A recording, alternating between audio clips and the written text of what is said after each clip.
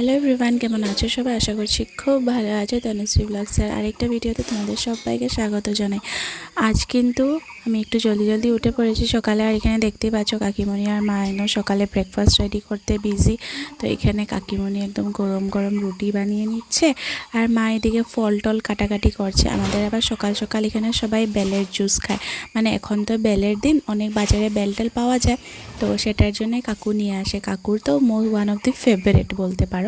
তো সেটাই জুস করে রাখে, সকালবেলা সবাই খায়। আমি এখানে যেহেতু আছি, সকালবেলা আমারও খাওয়া হচ্ছে, সেটা খেলে নাকি ভালো সকাল সকাল।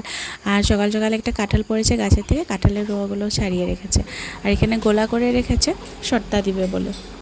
না চিনি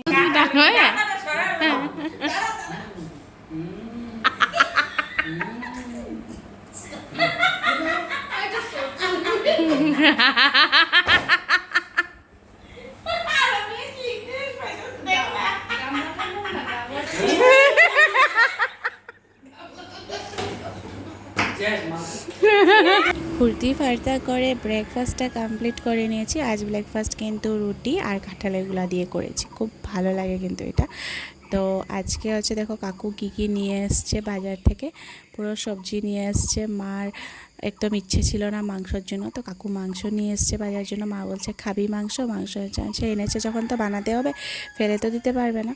তো দেখো এখানে ঢেঁকি শাক কী এগুলো সবজি টবজি নিয়ে এসছে কাকু। কলা খাবার সব বলে পাতলা হয়ে গেছে বলে খা হয়েছে। আমি থাকা পর্যন্ত খাইতে থাকো।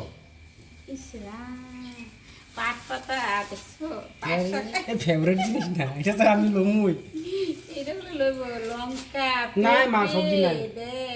কত বড় বড় পাপ্পা মাংসটা কাকু তো কোন জামা সত্যি এগুলো পুরা খেতে বা ভাজি খেতে ভালো পাইছি। দাম জাতটা ভালো, 50 টাকা 250 টাকা। কাঁচা কলা, মিষ্টি কুমড়া আইনবা ছোট ছোট।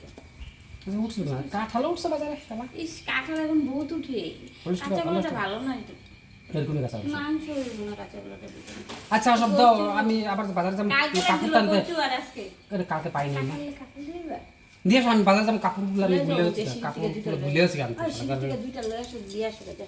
দেখো এখানে মাংস বসিয়ে দিয়েছে। আজ অল্প করেই মাংস এনেছিল, আধা কিলো, বিকজ আমাদের ঘরে না পাপা সেরকম খুব একটা মাংস ভালো পায় না।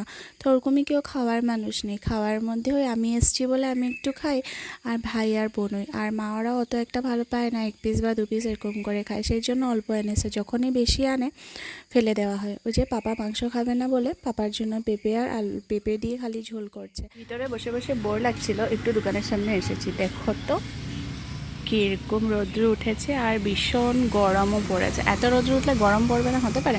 সব কিছু শুকিয়ে গেছে, দেখ একদিনের রৌদ্রতে যেন সব শুকিয়ে গেছে।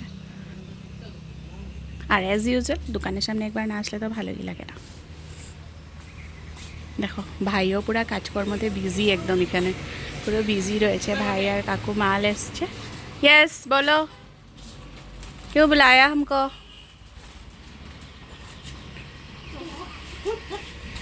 হাই।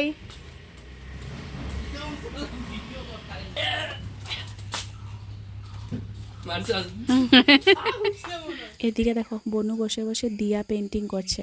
তোমরা ভাববে না কিন্তু ও নিজের থেকে করছে, এমনি এমনি করছে। মানে কি হয়েছে, সকাল থেকেও মোবাইল চালাচ্ছিল, তো বাবা ওকে বলেছে এত মোবাইল চালানি ভালো না, তো ওকে সেই মোবাইল চালানির থেকে ওঠানোর জন্য বলেছে দোকান থেকে গিয়ে 4টা দিয়ে নিয়ে এটাকে সুন্দর করে পেন্টিং কর। তো সেই জন্য বসে পড়েছে পেন্টিং করতে, আর বলছে আমাকে যে জানি না আমি কি পেন্ট করব, আমি মোবাইল থেকে দেখবো। আমি বলছি লাভটা কী হলো, তোকে মোবাইল থেকে সরানোর জন্য তুই পেন্টিং করতে দিয়েছে, আর তুই সেই মোবাইলটা বের করে দেখে দেখে পেন্ট করবি। তো আমি বলছিলাম ওকে তুই যেরকম ডিজাইন পারিস ওরকমই ডিজাইন করে রাখ। তো এই জন্য ফার্স্টে ও কোটিংটা খালি দিয়েছে। আর এই গল্পগুজব করতে করতে লাঞ্চ টাইম হয়ে গেল। আজকে লাঞ্চে রয়েছে কিন্তু চালতার ডাল, ভেন্ডি ভাজা আর মাংস। যেহেতু মাংস ছিল সেই জন্য আমি বলেছিলাম একদম হালকা, বেশি মেনুতে কিছু করবে না, বিকজ মাংস থাকলে একটু মাংসটা দিয়ে খেতে ভালো লাগে, অন্য আইটেমটা খুব একটা ভালো লাগে না তখন।